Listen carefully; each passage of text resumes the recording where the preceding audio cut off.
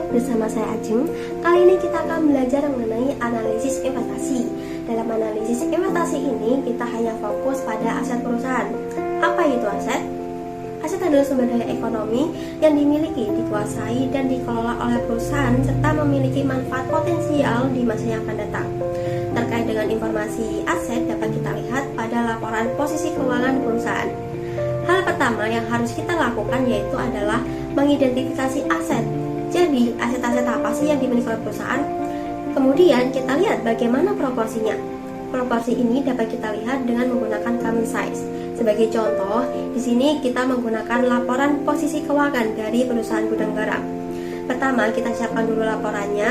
Kemudian, akun-akun yang ada di aset lancar dan aset tidak lancar, kita bandingkan terhadap total asetnya. Seperti pada tampilan Excel berikut ini.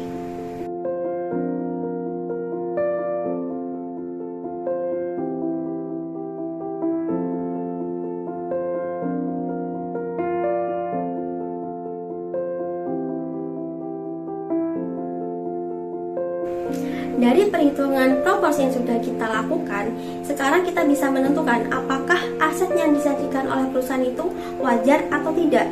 Dilihat dari mana? Dilihat dari model bisnis perusahaan.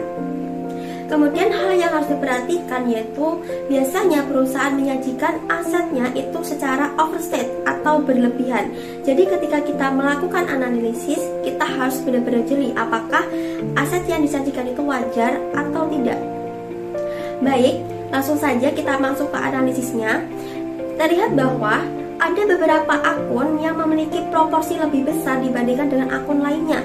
Artinya, akun tersebut memiliki pengaruh yang besar terhadap pengambilan keputusan perusahaan. Jadi, akun yang dianalisis di sini adalah yang memiliki pengaruh yang signifikan. Yang pertama adalah kas dan setara kas. Proporsinya sebesar 6%, dan ini dinilai wajar bagi perusahaan manufaktur seperti gudang garam. Selanjutnya kita bandingkan antara kas dan setara kasnya, lebih besar mana.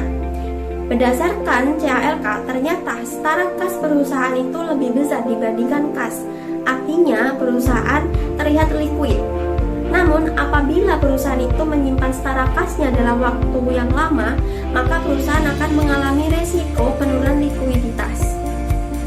Berikutnya adalah akun persediaan, di mana akun persediaan ini memiliki proporsi yang sangat besar, yaitu 51%. Tapi hal ini wajar bagi perusahaan manufaktur seperti gudang garam, karena aktivitas utamanya yaitu adalah memproduksi produk. Dia terus melakukan aktivitas operasi, sehingga dia membutuhkan persediaan untuk diolah. Selanjutnya adalah akun aset tetap bersih, di mana memiliki proporsi yaitu 35%. Hal ini wajar bagi perusahaan manufaktur karena dalam melaksanakan kegiatan operasionalnya, perusahaan manufaktur membutuhkan peralatan-peralatan seperti mesin, kemudian membutuhkan bangunan seperti pabrik dan lain sebagainya. Kemudian apabila kita bandingkan antara aset lancar dengan aset tidak lancarnya, maka proporsinya itu lebih besar di aset lancarnya. Kenapa? Karena perusahaan manufaktur memiliki aktivitas utamanya yaitu membuat produk, jadi lebih ke kegiatan operasional. Oke, sampai di sini dulu videonya. Semoga bermanfaat dan sampai jumpa di video berikutnya. Bye bye.